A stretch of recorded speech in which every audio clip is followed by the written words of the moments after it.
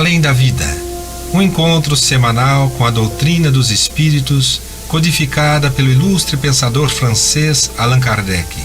Um momento de meditação, um momento de reflexão, um momento de luz. Além da Vida, uma mensagem de esperança para um novo amanhecer. Todos os domingos, às 8h30 da manhã, aqui, na Rádio Londrina.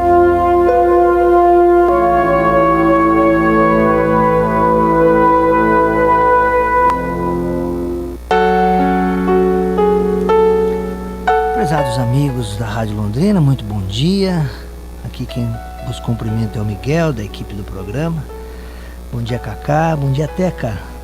Bom dia, Miguel. Bom dia, Cacá. Bom dia, prezados ouvintes. Bom dia também aos nossos amigos do Allan Kardec, né? Que daqui a pouquinho já vão começar os trabalhos lá. Que nós possamos ter um dia de muita paz, de muita luz. Verdade, né, Teca? E nesse quinto domingo de abril, dia 30, né? Nós aqui trouxemos um tema muito interessante para vocês hoje, né, Teca? Caridade tardia. Ai, que coisa linda. Esse texto está no livro Acervos de Luz, né, que a gente produziu junto com o nosso querido amigo, Dr. José Antônio Vieira de Paula. Na verdade, o livro é dele, né, Teca? Os casos são dele, né?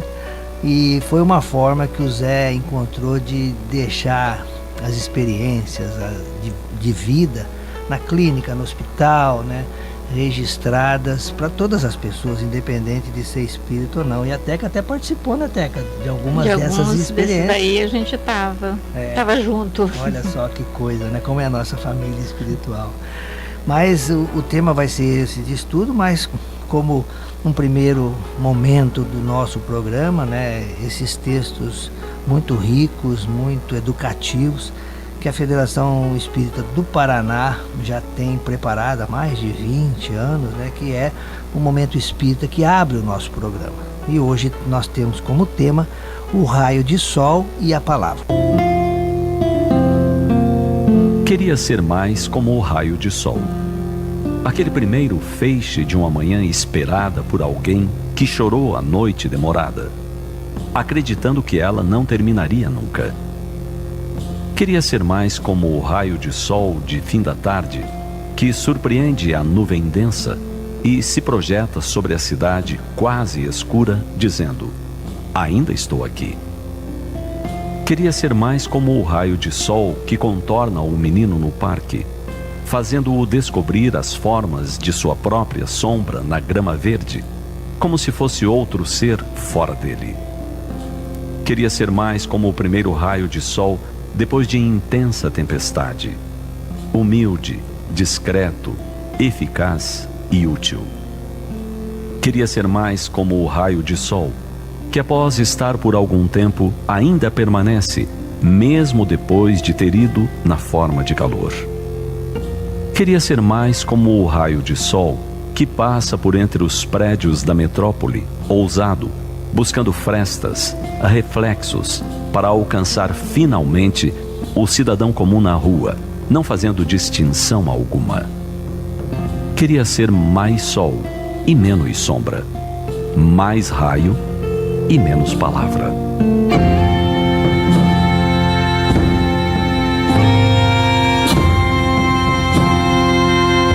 Será que dentro de nós não existe uma vontade de fazer mais, de ser mais? Por vezes, será que não sentimos falta de um significado maior em nosso viver? Observamos as pessoas que se engajam em causas, que se dedicam ao próximo, que são ícones de uma determinada era e pensamos: queria ser um pouco mais assim. É uma força que grita dentro de nós pedindo algo.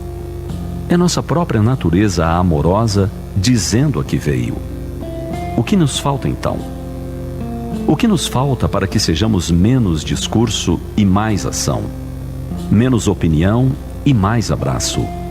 Menos crítica e mais auxílio? Estamos inundados de teoria. Muitos já nos mostraram os caminhos da ascensão, como alpinistas experientes que estão adiante e se sujeitam a voltar e mostrar as técnicas e trilhas possíveis para se subir em segurança. Eles mostraram o que fazer, mostraram como e quando. O que nos falta então? Falta-nos o impulso, o passo, o arrojo, a vontade bem direcionada. Pequenas iniciativas, pequenos projetos, porém com continuidade, persistência e seriedade. São micronúcleos de fraternidade, de civilização, que mudam uma nação inteira e, por sua vez, o mundo. Não fiquemos congelados na postura de mero desejo. É preciso acionar a vontade. A vontade é uma faculdade da alma, instrumento que coloca em movimento as nossas potências internas e as orienta para um ideal elevado. Por intermédio dela, mudamos a nossa natureza, vencemos todos os obstáculos, dominamos a matéria, a doença e a morte. É ela que nos faz realizar as grandes coisas. Realizemos, contribuamos, ajudemos. Iniciemos algo novo ou nos engajemos em algo em que acreditemos. Não há mais tempo para permanecermos indiferentes. O mundo é nosso. Abracemo-lo.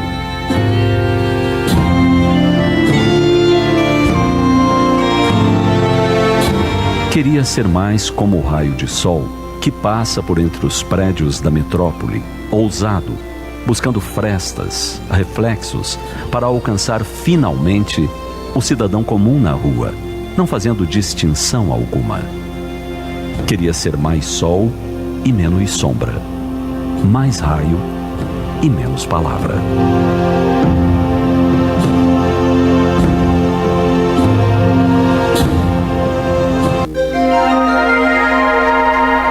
Os textos do Momento Espírita estão à sua disposição na internet. É só acessar momento.com.br. Mais informações, ligue 41 3223 6174, Curitiba, Paraná.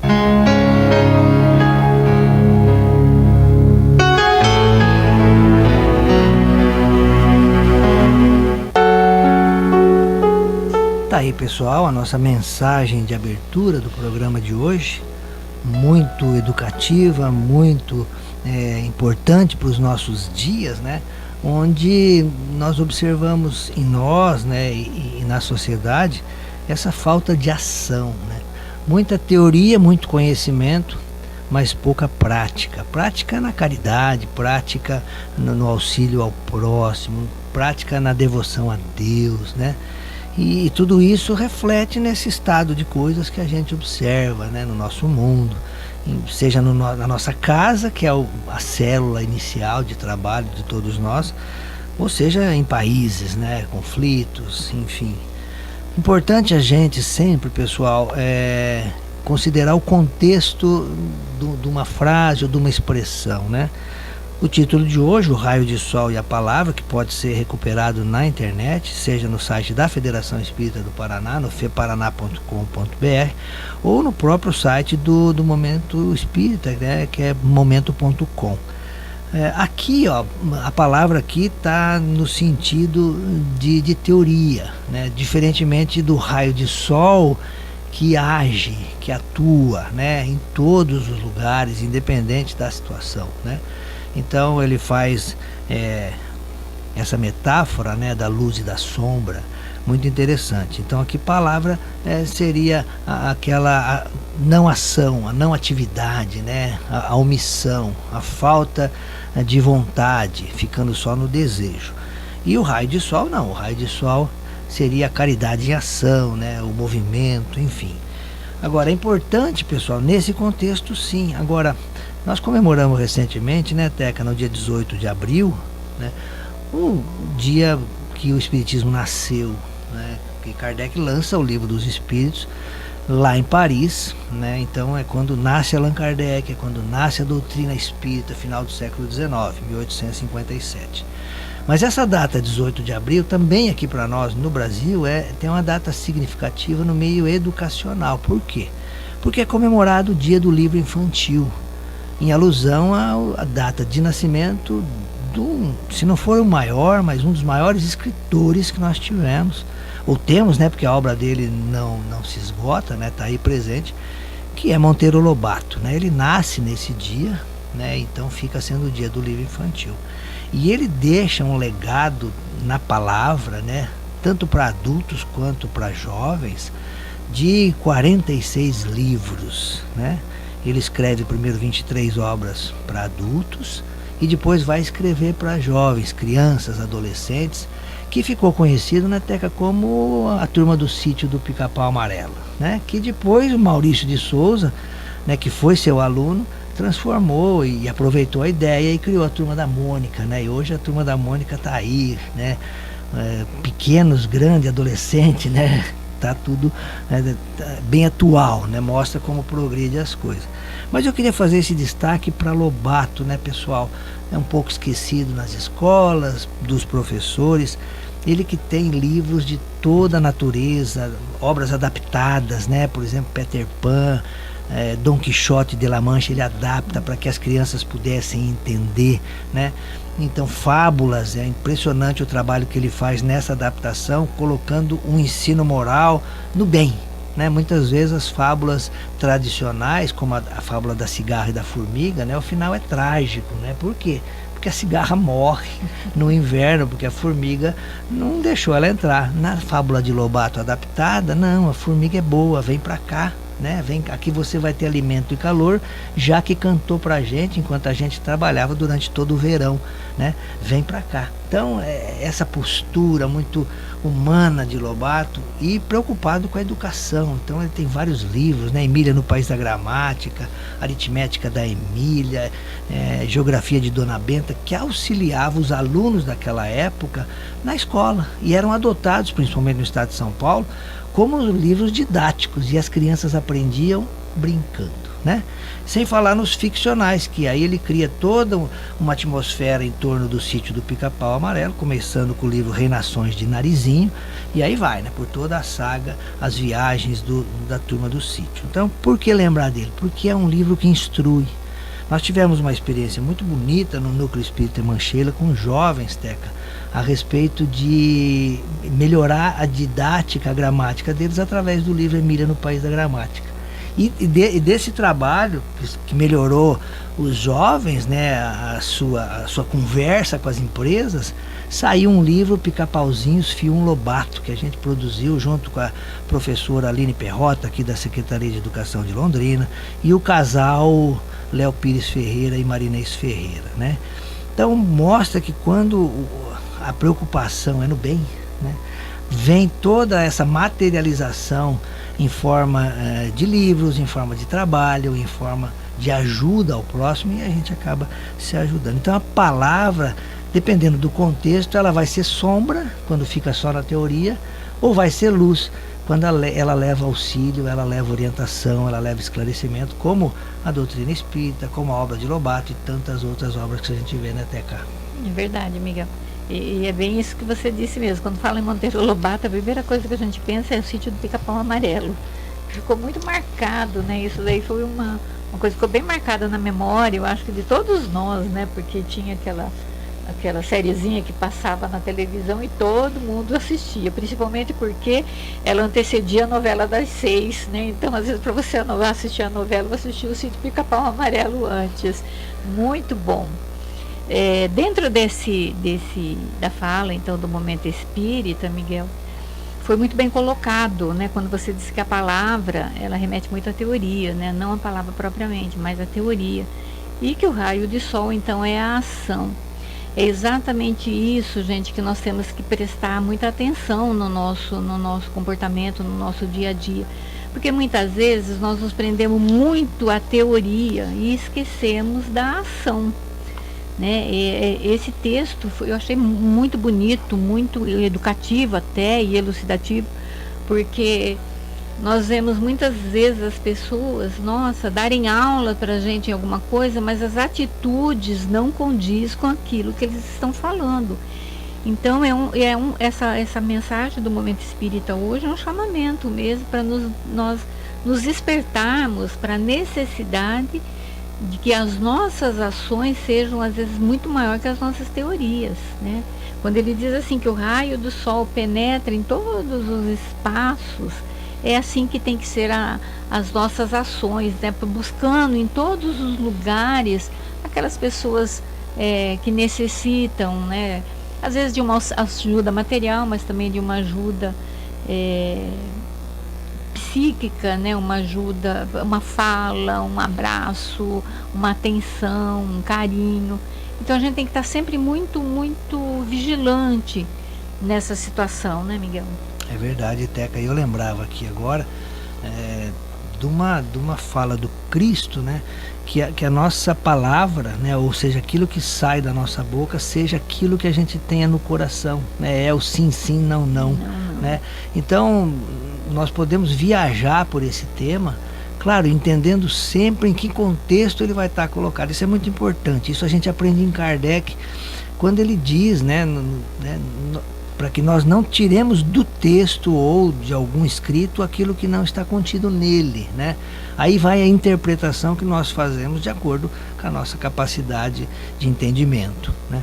E Kardec vai trabalhar muito isso na doutrina espírita, né? Procurando esclarecer da melhor maneira possível os temas mais variados, ligados, claro, ao espírito, né? Que é o objeto de estudo da doutrina espírita, o ser imortal, né? Criado simples e ignorante por Deus, e que vai progredindo à medida que vai acumulando as virtudes, as qualidades, em detrimento daquilo que ele tem que eliminar, né? Que adquiriu erradamente ou equivocadamente, sem intenção, nas várias encarnações, na sua caminhada rumo a Deus, né? Então, entendemos dessa forma. A palavra ela tem que ser muito bem analisada, pesquisada, né? Quando a gente vai para a pesquisa, que é o meu campo de atuação profissional, a teoria é muito importante, nós fazermos os testes de laboratório, os testes de bancada que a gente fala, para depois levar para o campo, né? Para a gente testar aquilo que a gente fez no laboratório. No campo,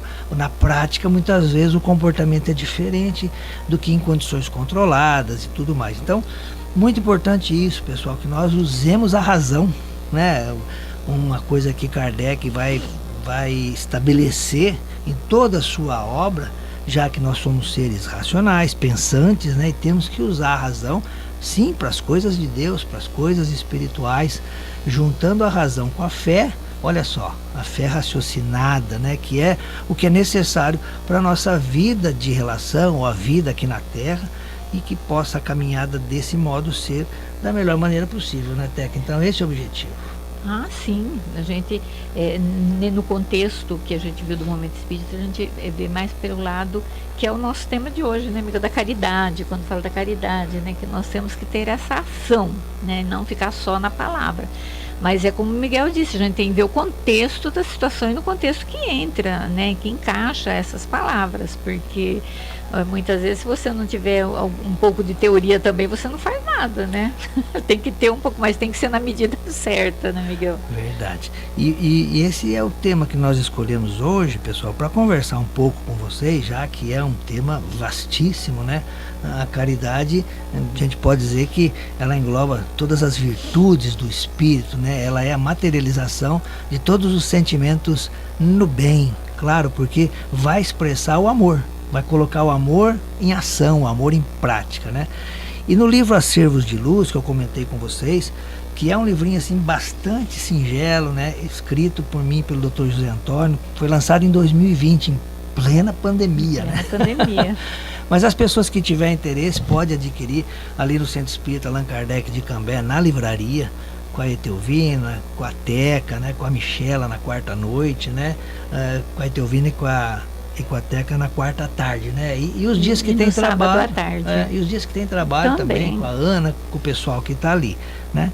Então são casos vividos pelo Dr. José Antônio, nosso querido José Antônio, em todas as situações que a gente vem explicar aquela situação, ou aquele tema à luz da doutrina espírita. E hoje o tema é caridade tardia, e o Zé começa fazendo uma reflexão em cima de uma frase de nada mais, nada menos que o Dr. Bezerra de Menezes, né? Nós conhecemos como o pai dos pobres, né, Teca? Uma pessoa que dedicou a sua vida a auxiliar as pessoas, e é um exemplo hoje, é um dos espíritos mentores da nossa pátria, né, da nossa nação, e o exemplo que ele deixou foi fantástico. É muito bonito a gente estudar ou ler a biografia do Dr. Bezerra, há várias, né? Ele atuando como encarnado e depois desencarnado através de vários médiuns, né, do Chico, do Dr. Divaldo Pereira Franco e tantos outros médiuns, né?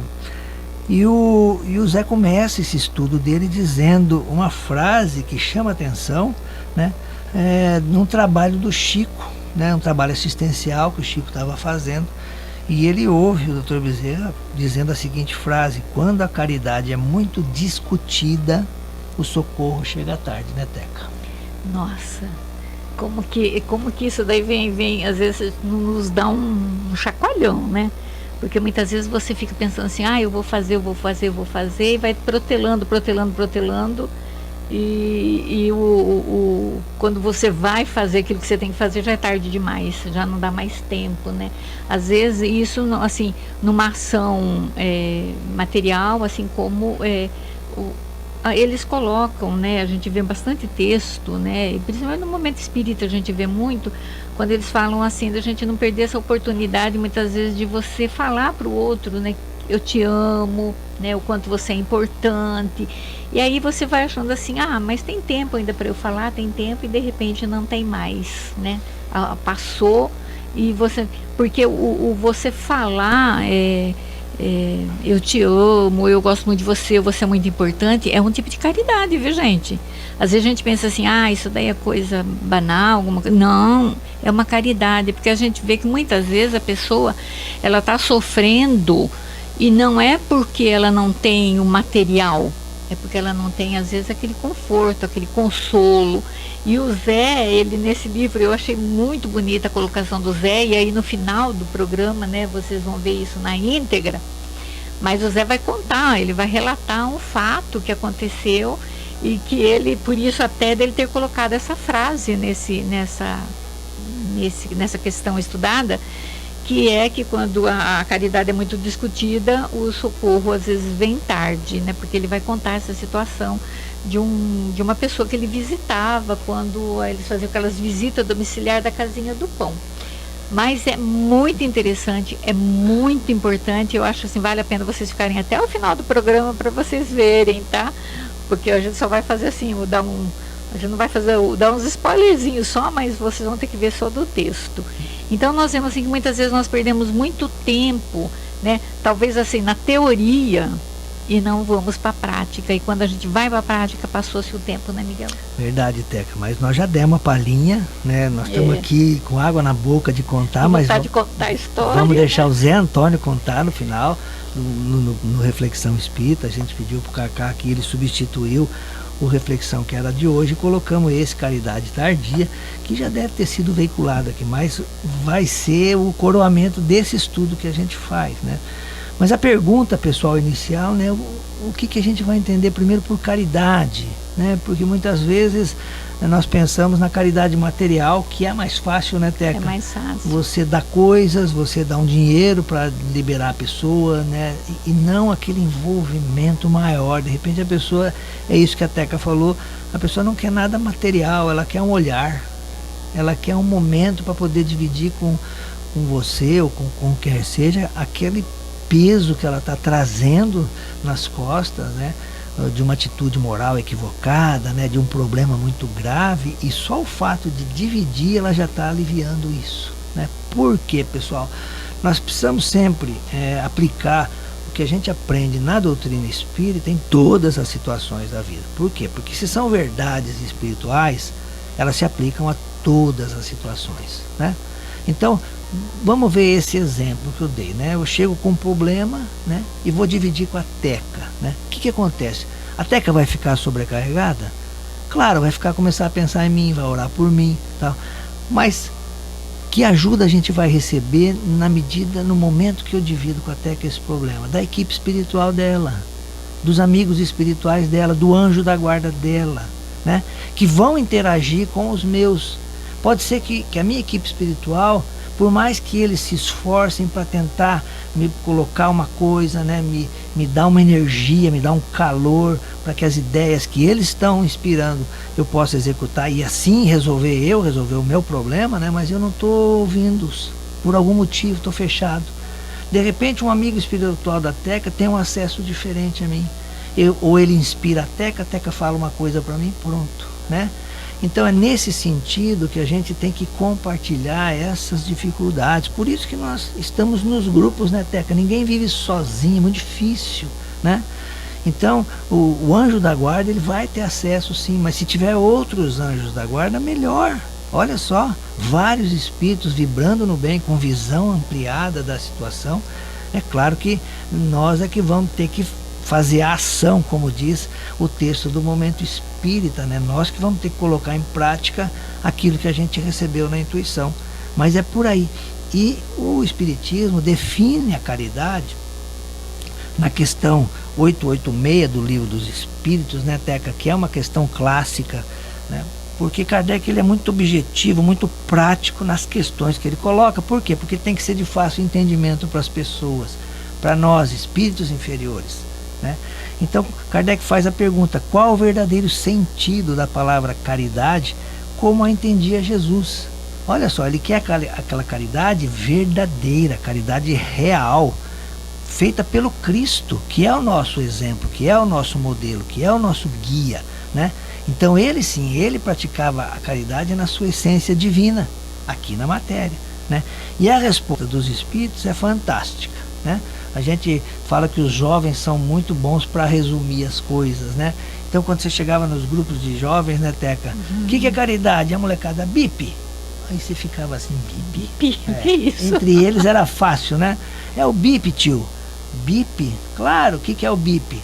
Benevolência, indulgência e perdão. Olha só.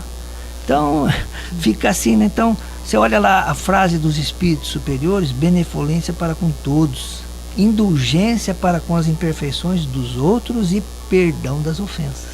Olha só, é o BIP que os jovens trazem para a gente, né, Teca? Mas que, Miguel, a gente fala assim, olha só, é um BIP.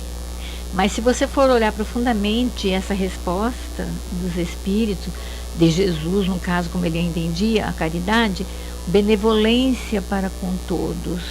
Aí a gente tem que começar a se perguntar, né? Mas e essa benevolência eu tenho? Porque o que é a benevolência? É a boa vontade para com os outros. Eu tenho essa boa vontade? Né? São questionamentos que a gente, a partir do conhecimento dessa questão, nós temos que fazer a nós mesmos. Eu tenho boa vontade para com o outro? Muitas vezes nos falta boa vontade, viu?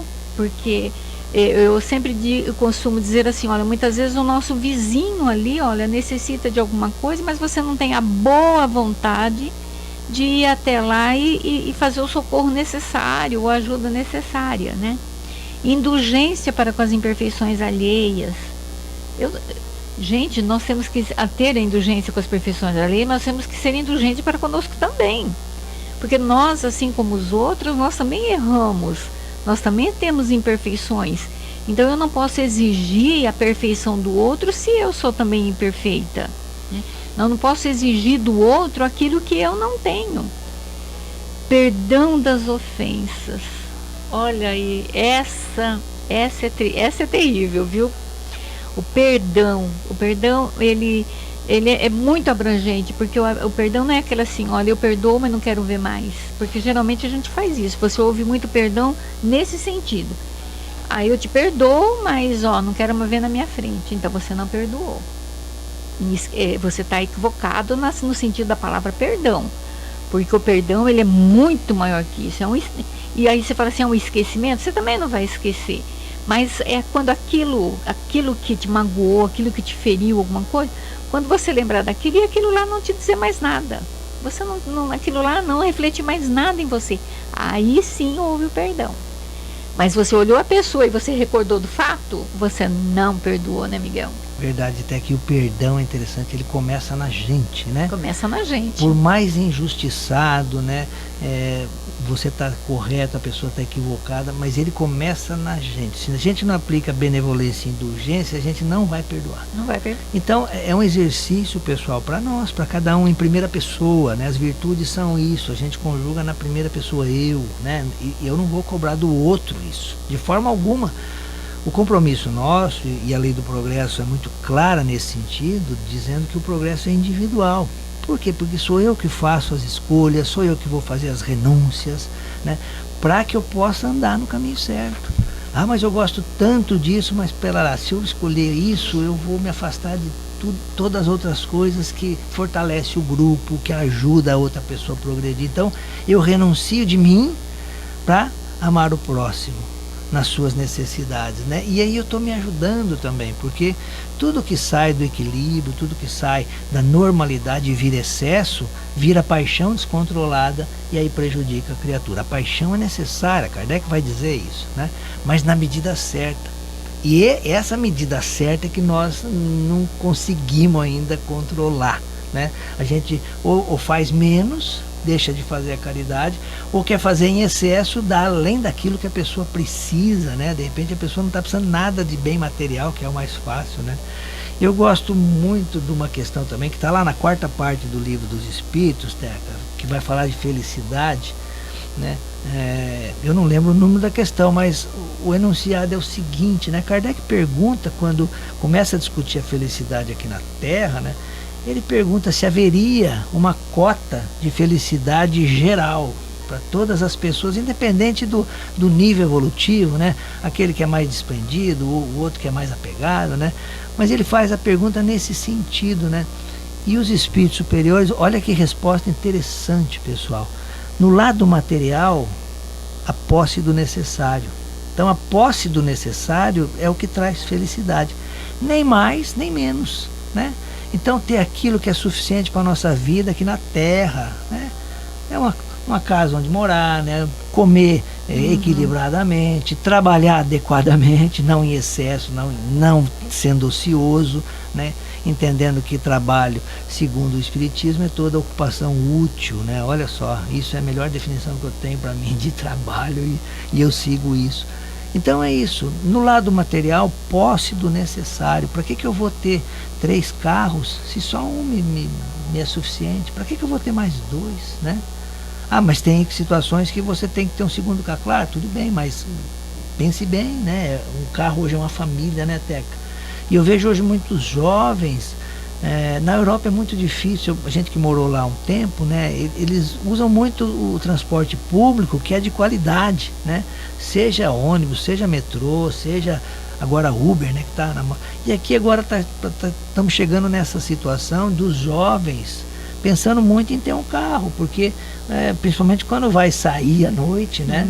Ele prefere de Uber, não precisa se preocupar com o estacionamento, pode se exceder um pouquinho na bebida, que a gente não recomenda, claro, né?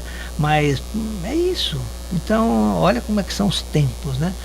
Então é isso, posse do necessário no lado material e no lado espiritual, que é o mais importante, que é o do espírito, né, Teca?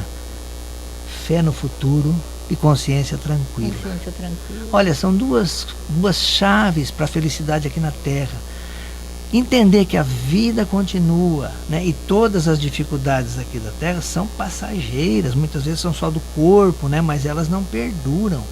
E, claro, de ter feito aquilo que deveria ser feito. Não ficar só na teoria, mas principalmente na prática.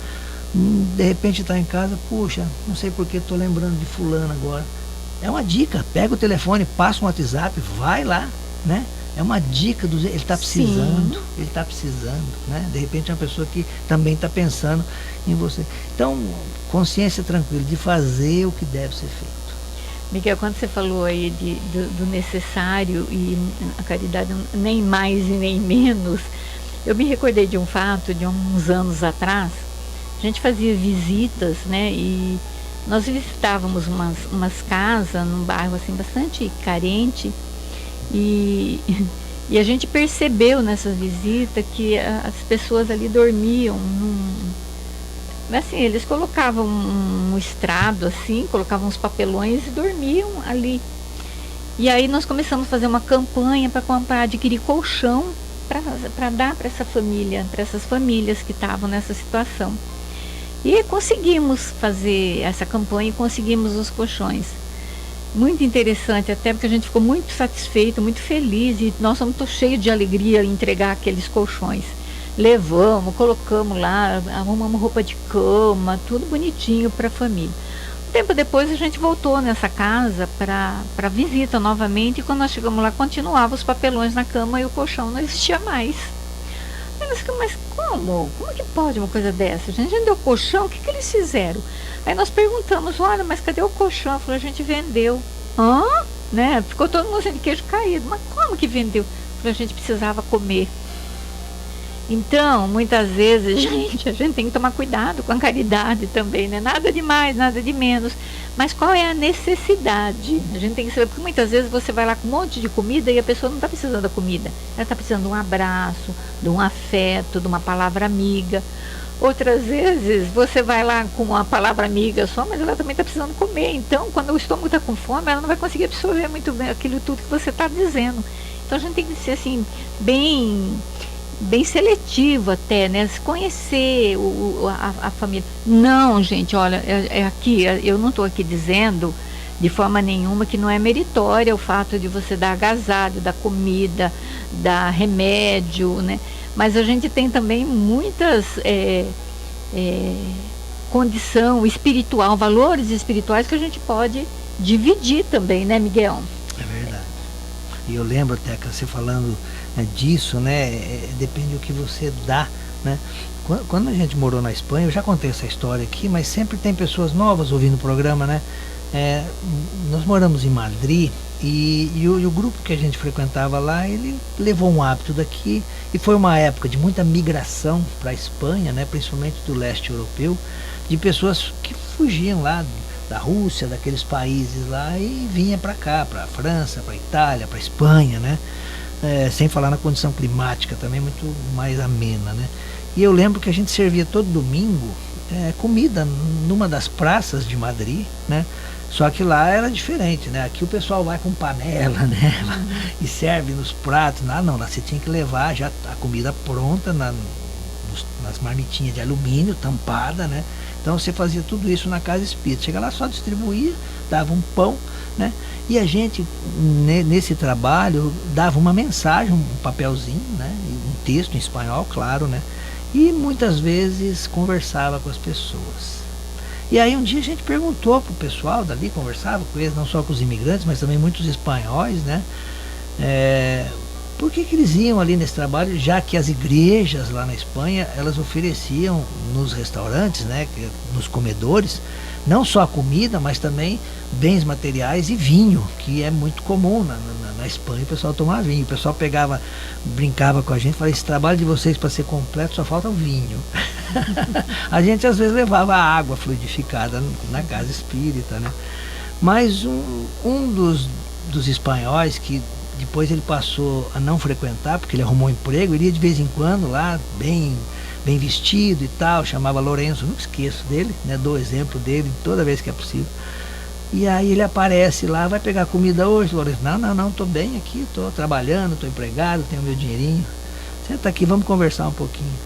Lourenço, por que você vinha aqui e não ia nos comedores das igrejas, né?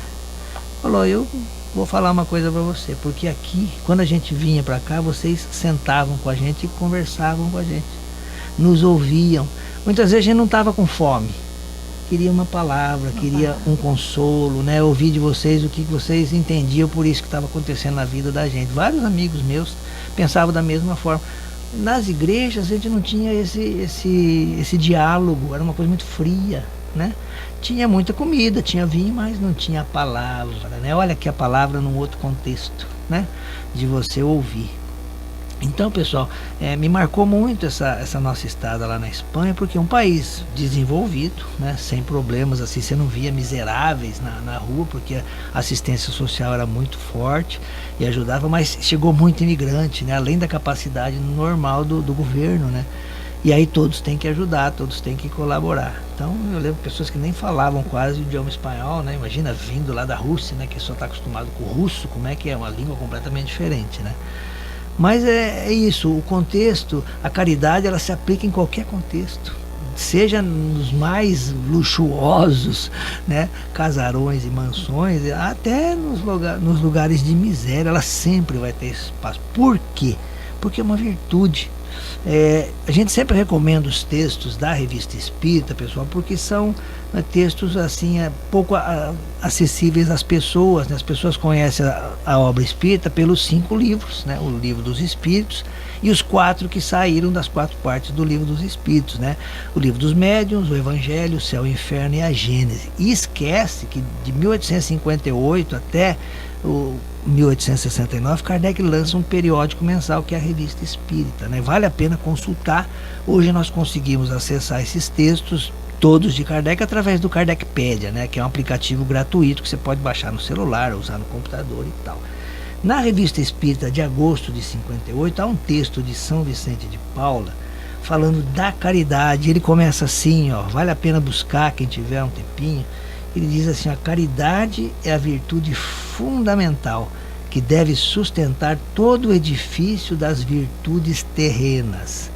Sem ela, não existem as outras. Olha só, ele vem dizer aqui que a caridade é a base desse prédio de virtudes. Fica uma tarefinha aí que eu não consegui pesquisar, porque ele fala de virtudes terrenas. Se tem virtudes terrenas, tem virtudes espirituais também. Quer dizer, virtudes mais ligadas à matéria, né? E virtudes menos ligadas à matéria, ou seja, mais ligadas ao plano espiritual. Fica aí uma expressão para a gente pesquisar, né, Teca? Eu fiquei curioso depois que eu li, mas falei, agora não vai dar mais tempo, já tinha preparado.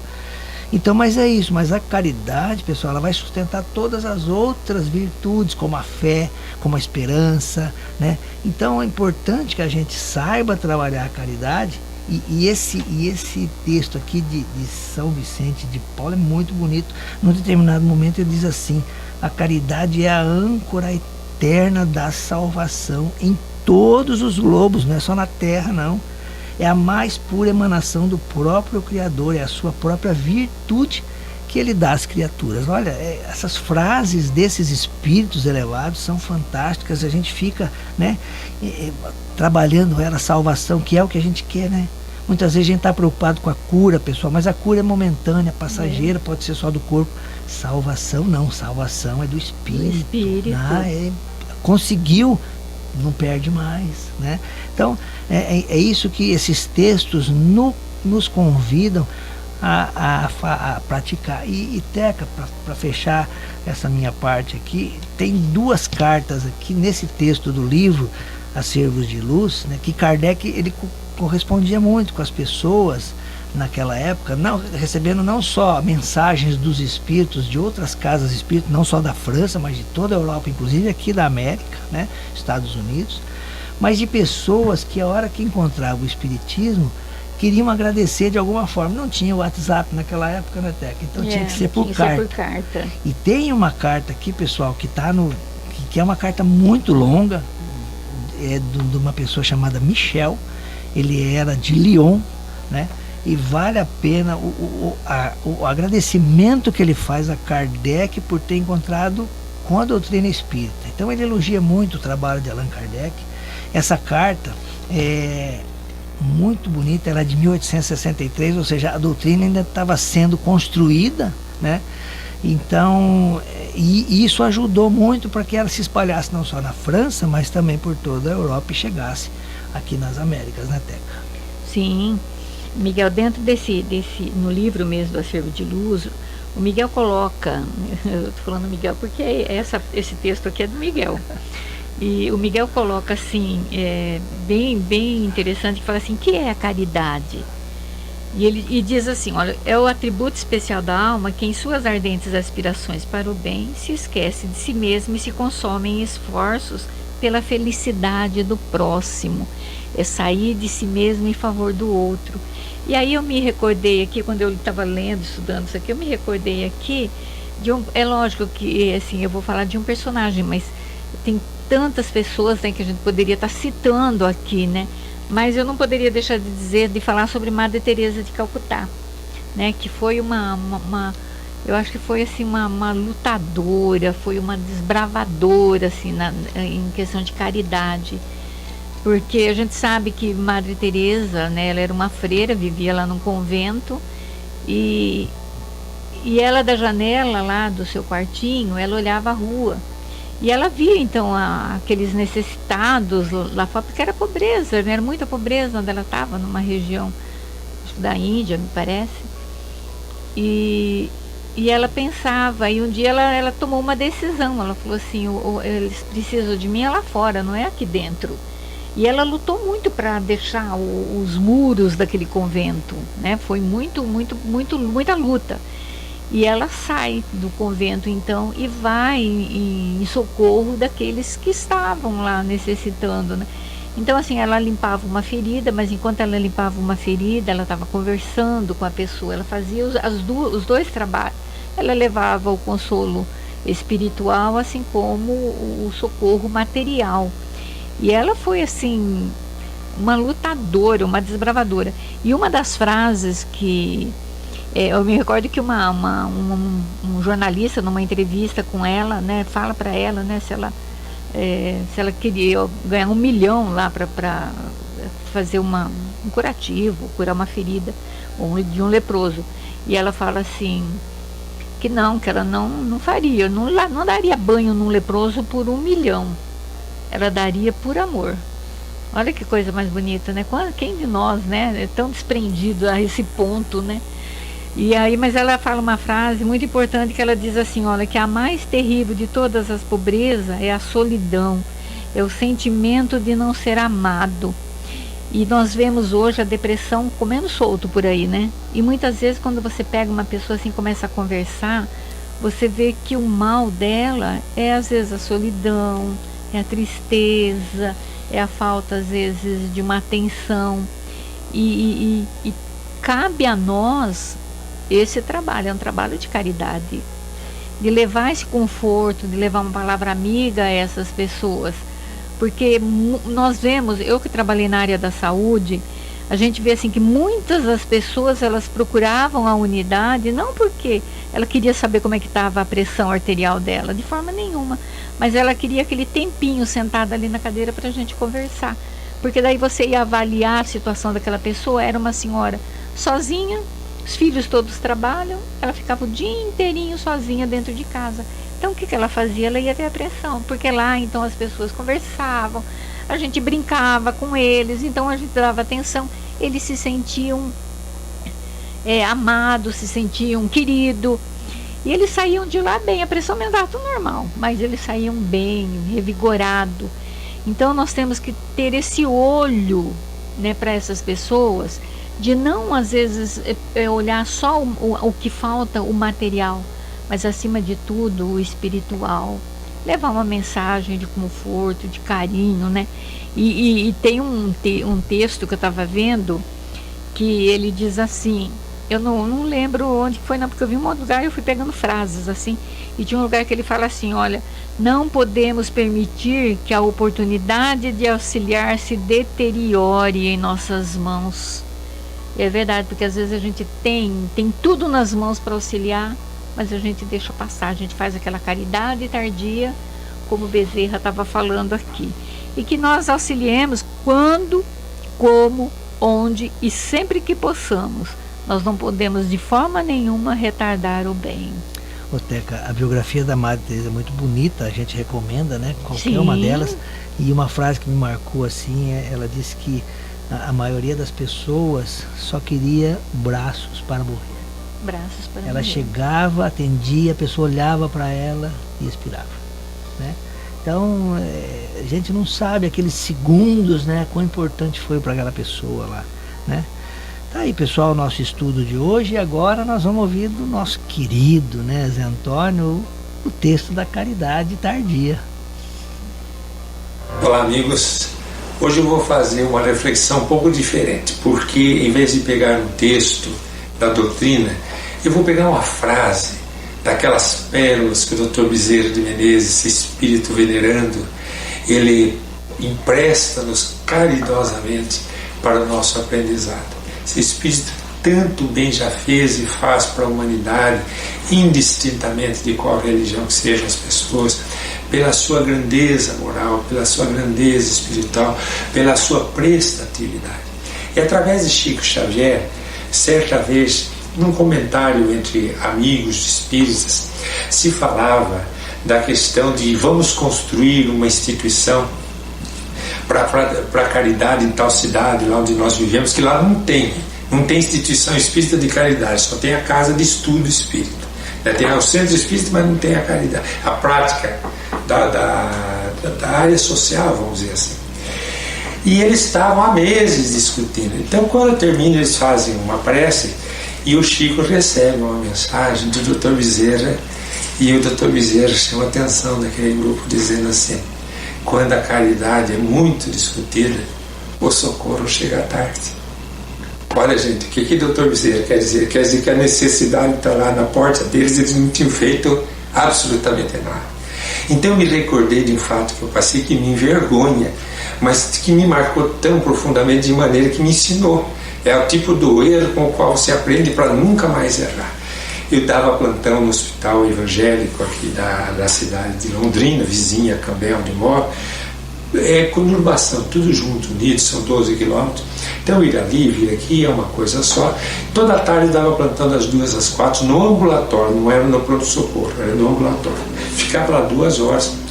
E numa dessas tardes eu recebi a visita de um viajante de laboratório. Esse viajante, ele chega, faz propaganda dos remédios, desde a Novalgina antiga até os lançamentos. E ele falou para mim, falou: olha, doutor, está sendo lançado um produto novo, específico para dores hepáticas, não existe no mercado até hoje. Então, para quem tem dor no fígado, isso aqui é o remédio. Me deixou umas amostras. Aí eu me recordei que a nossa casa espírita, lá em Londrina, Núcleo Espírita Hugo Gonçalves, naquela época chamava Casa do Pão só, que era só posto de assistência. Depois se transformou num núcleo completo de atividades e nós homenageamos o nosso seu Hugo. Me lembrei que o marido da zeladora da nossa casa, já há alguns anos zelador, desenvolveu um câncer de fígado. E ele estava sofrendo muito. E era um caso incurável. E ele na cama, aquela pele toda amarelada, o abdômen todo distendido, dores insuportáveis. Quando aquele viajante deixa aquelas amostras, na hora eu lembrei dele. Só que nós tínhamos feito um plantão de visita a esse nosso amigo. Seu Asterino, o nome dele eu nunca vi antes nem depois, Asterino. O seu Asterino recebia visita dos grupos da nossa casa toda semana, e junto, pessoas de outras religiões que iam junto, faziam as preces, nós dávamos o passe, levávamos um bolinho para a família. E a esposa dele é Dona Odete, muito solista. Recebi segunda-feira o remédio, e meu dia de visita era quinta, e eu caridosamente peguei o remédio, botei no porta-luva do carro e fiquei esperando quinta-feira. E ele com câncer de fígado, com cólicas insuportáveis, e eu com remédio novo no carro, esperando a minha visita, a minha hora de dar o plantão espiritual, de espírita, pseudo-espírita. O que aconteceu? Aconteceu que quando chegou quinta-feira, 5h30 da tarde mais ou menos, cheguei na frente da casa, num bairro muito simples. Dona Odete lavava a calçada. Eu falei: oi, Dona Odete, boa tarde, como é que está, seu Asterino? Ela olhou para mim e falou assim: nem entre, ele não quer receber visita. Eu falei: por quê? Porque ele está tendo muita dor, já faz alguns dias do fígado, e ele tem pedido a Deus para aliviar a dor, e a dor não tem passado. Então ele não quer mais saber de Deus, não quer mais saber de visita, não quer mais saber de ninguém. E eu com remédio no carro específico para o problema dele, principalmente para câncer, dentro, nem sei mais o nome do remédio, dentro do porta-luva, fui lá, peguei vários frasquinhos, falei para a Dona Odete: Dona Odete, ponha lá 35, 40 gotas num copo de água, eu vou entrar, eu vou visitá-lo, assim que eu estiver conversando com ele, a senhora entra com o remédio, fazendo um favor. E eu cheguei lá, o seu Asterino estava deitado naquela cama de casal, voltado para a parede, ele não olhava para a porta onde eu cheguei. E eu falei: boa tarde, seu Asterino. Ele resmungou: boa tarde por quê? mas resmungando, ele não dava nem para entender direito o que ele falava. Ô senhor Asterino, é o doutor Zé Antônio aqui da casa do povo. Falou, quero saber nem de você, nem de Deus. Ele já estava de mal com Deus. Falei, por que, senhor Asterino? Faz 3, 4 dias que eu estou com essa dor insuportável, não aguento mais. Já pedi para Deus. Sabe o que eu acho? Olha o raciocínio do senhor Asterino no auge do sofrimento. Eu acho que Deus, ele só se preocupa com a gente depois que vai para o lado de lá. Do lado de cá ele não liga muito. Olha o raciocínio, coitado de uma pessoa magoada com Deus, porque não tinha alívio para a sua dor. Aí eu contei para ele, falei, senhor Asterino, há 3 dias eu recebi a visita de um representante de uma indústria farmacêutica que me trouxe um remédio específico para dores como a do senhor. Só que em vez de eu trazer ele imediatamente para o senhor, eu resolvi trazer no dia da minha visita, que é hoje. O senhor Asterino foi virando na cama com tanta dificuldade, virando para o meu lado, deitado. Foi virando, ele olhou para mim. Eu acho que ele me fulminava. Ele olhou para mim e disse assim, então não foi Deus que esqueceu de mim, foi você? Eu falei, fui eu. E aí que eu me relacionei com essa mensagem do Dr. Bezerra. Quando a caridade é muito premeditada, é muito discutida, é muito programada, o socorro chega tarde. Nisso entra a Dona Odete com remédio, analgésico, antispasmódico, dá para ele toma, abre um sorriso largo no rosto, como dizendo, Deus existe, Deus é bom, Deus está presente, nunca me abandonou. Mas ele tem que contar com pessoas que vão te contar. Não dá para ter crédito, né? Aí ele olhou para mim e falou, doutor, então foi você que me esqueceu? Falei, senhor Asterino, fui eu que te esqueci. E se Jesus tiver que contar com pessoas como eu, ele vai ser duro ele fazer o trabalho dele aqui na Terra. Aprendi muito, nunca mais permiti que isso acontecesse na minha vida. Então eu apresento isso para vocês, para que esse episódio da minha vida sirva de exemplo para vocês, que vocês pensem nisso. A mensagem do Dr. Bezerra, caridade quando é muito discutida, muito premeditada, o socorro pode chegar tarde. Obrigado. Tá aí, gente, a caridade tardia do Zé Antônio. Muito interessante, muito instrutiva até esse exemplo que ele nos deixou. Tá? Então a gente quer que se despedir então, né, desejando a todos vocês um domingo de muita paz, de muita luz, uma semana também bastante produtiva para todos vocês, buscando sempre o aprendizado, buscando sempre se informar e estudar acima de tudo. A nossa gratidão ao Zé Antônio, sempre um amigo muito querido, a Nica, a família toda. A você, amigo ouvinte, que conosco compartilha essas vibrações de amor, de paz. Que tenha um excelente domingo e uma semana de muita luz.